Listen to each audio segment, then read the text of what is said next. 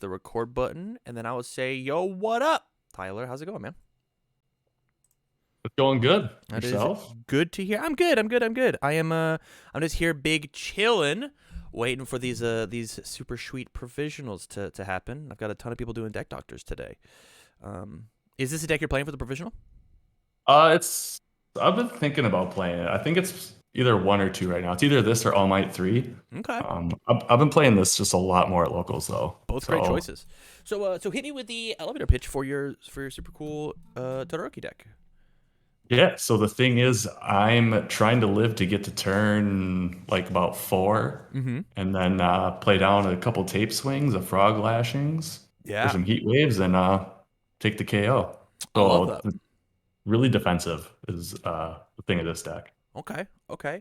Um, have you made a sideboard or nah?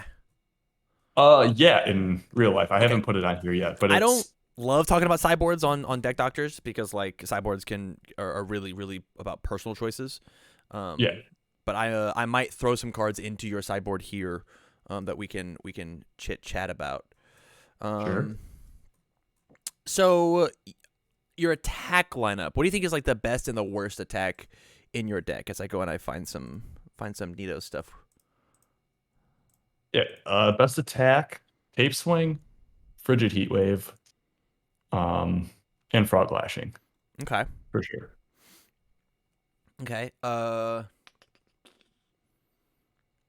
Giant Ice Wall and Amphibious Ambush are the two cards on the list that I think are really interesting, because they don't necessarily kill people or get you to the kill range, right? Ice Wall is definitely like a disruption card, and then Ambush is a flow card with a bit of disruption. Mhm. Speak to those two cards for me. So ambush, I threw in as an easy way to get momentum for tape swing. Mm-hmm. Um, so if I draw two tape swings and I have an amphibious ambush, or something like that, I can throw range attack into my momentum that I can use for a tape swing Right. just to pump up the damage a little bit.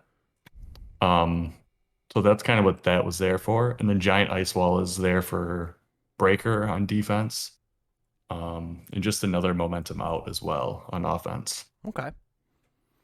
Um, have you thought about Tongue Whip at all? Have you tested that card in this deck? I've thought about it, haven't played it. So Okay. I think that could definitely be a good option for sure. I like Tongue Whip personally over Amphibious Ambush just because Amphibious Ambush is a quote unquote six diff in our character that wants us to commit cards, and so in order to give this thing massive stats, it has to be a quote unquote seven diff, if that makes sense, just because of like how the deck works, you know. Yeah, true. I have found that, I mean, I think I'm only playing one. Yeah, Ice Storm's only 4 diff, and I have found that to be just like a little bit of an issue trying to string attacks Right. when I do draw a bunch. Yeah, this deck is for sure big five diff energy.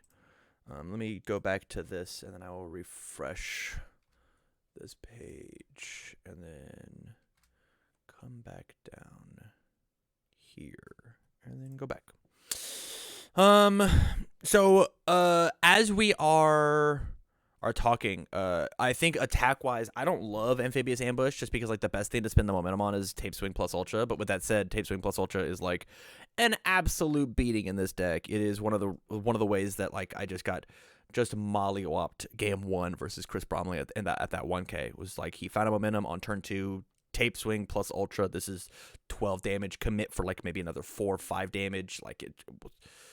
This into this into this is just an absolute beating, Oh yeah, and this just I've pushes found that tapes. online Yeah. super fast. hmm I love Giant Ice Wall.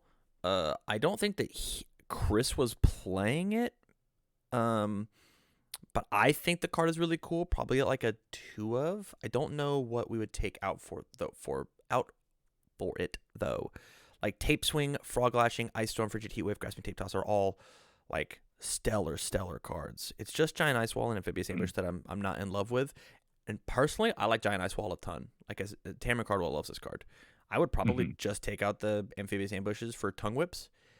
And if you feel like giant ice wall's not getting you there, attack wise, attack quality wise, I would actually maybe think about Crow and Frog Takedown, because it feels really good to poke with this card and then rebuild, because you are essentially building for free. At the same time, it feels totally fine to string with this card, because you just play it first, you make it not count, and then you don't necessarily have to Todoroki with it, right? Hmm.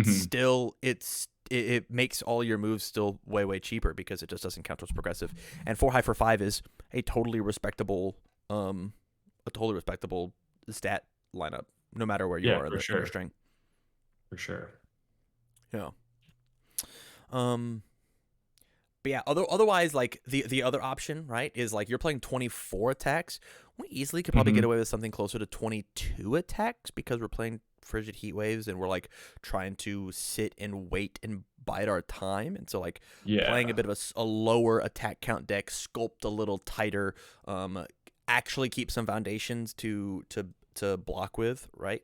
Because Yes. like we want to get to 10 foundations and then probably just chill, especially against like specific decks, right? Like we don't want to get ourselves first villain encountered.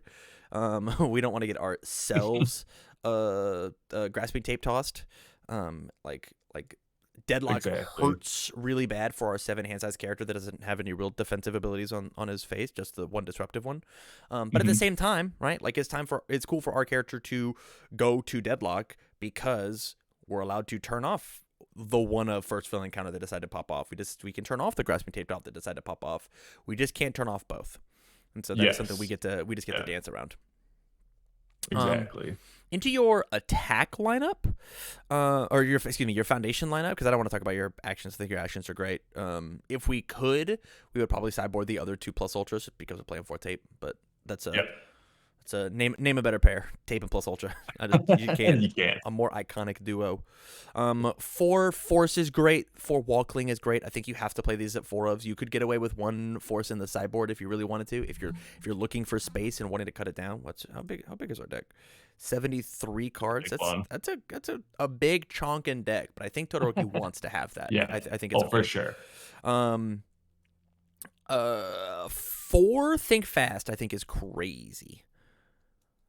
Yeah, and that was more of a local call Yeah. because there's a lot of decks that do not like when I change the zone. I know we have a lot of good with that just don't really have a lot of great low blocks. So that was more of a local call. I could definitely cut that to a 2 I for sure. I think it could be in 2 main boarded and possibly the third the sideboarded, or if you want to just like just live the dream, just play 3 of it. I think 4 is super greedy.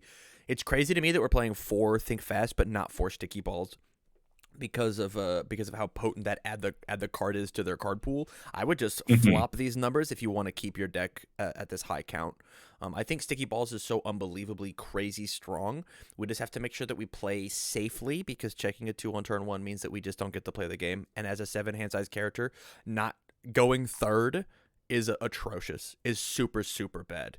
So you just have to make sure you play super safe, or just understand the risk reward with this card. I think Hmm. not having it turn 1, and then it's like playing good defense, but building it turn 2, turn 3, turn 4, possibly then turn 5. Like having one every single turn is like such an easy way to keep yourself alive and just like not die. It's really good. Uh, for precise control mainboarded, I think we easily could put this at a 2 of and have a third in the sideboard. I think this card's good. I don't think this card is spectacular. I actually prefer creepy realization over it pretty much every time, because I'd rather not be forced to block. I'd rather, like, my opponent is going to want to try and string to kill me, because it's not possible to go tall versus Todoroki. I'll give this thing powerful Hmm. 5. I'm into it. Yeah. And I'll I found discard against 5 more Jiro. minimum. Yeah. I'm down for it. Cancel that one. All right, so this is a 6 damage move. All might deal with it, right? Yeah. And so Yeah. like creepy realization, having 3 in the main, 1 in the side. Like I think water's sideboard is the water deck is I play a lot of 3 ofs in my main board, and I put that Hmm. 4th one in the sideboard for when I need it. Things Okay. like precise control versus Shigaraki, things like irrefutable force versus the earth decks, things like creepy realization versus your string decks, Hmm. things like think fast versus your whatever you think fast for. I Yeah. think those cards are really important. I think Frozen at a 3 of is very important because it does two jobs. Number one, it gets all your icky, yucky face down cards out of your stage so that you can rebuild safe, cool pog face up cards into your stage again and like reuse them, as well as on your kill turn. It is the perfect card for you to commit with Todoroki and then blow up to commit them another one, because we're not giving any sort of speed, and so we have to make them kind of panic on attacks 2 and attacks 3 that they're actually going to be able to block them, because I start committing down their board more and more and more. The only speed that we give is rescue completed, which is just +1 speed. So this is another thing that we get to do of +1 speed, break or commit one of their things, +1 speed, commit one of their things, plus 1,000 damage, commit one of their things. It's it is good, and it like gets the tapes and the desperate times and the gotchas and the sticky balls out of our stage, so that when we cycle, we can redraw them back. Yes. If we cycle, hopefully the game will be over by the cycle, because we hate doing that. I'm trying. That's why it's so chunky. Is I'm trying to not cycle. Right. Besides that, I think this deck is like exactly where I would put it. I don't like Amphibious Ambush. But if you're gonna play Amphibious Ambush, like if you didn't have Frigid Heat Waves, I would tell you to Amphibious Ambush and Tongue Lashing and make this like a pretty aggressive deck. But if we were gonna do that, I would probably just play a different symbol. Oh, for sure. Yeah. I mean, Amphibious Ambush was more just kind of testing it out to see how it worked, and So what not as great as I thought. Not as great. I mean, it worked. Yeah, there's a few hands I drew that like it kind of worked out, but again, like you said, that 6 check just kind of killed me. Yeah.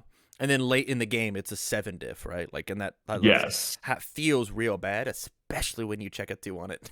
And playing as Todoroki, it is important to know that every kill turn you do, you will check one of these bad boys. It's inevitable. The rules. It's the law of the land.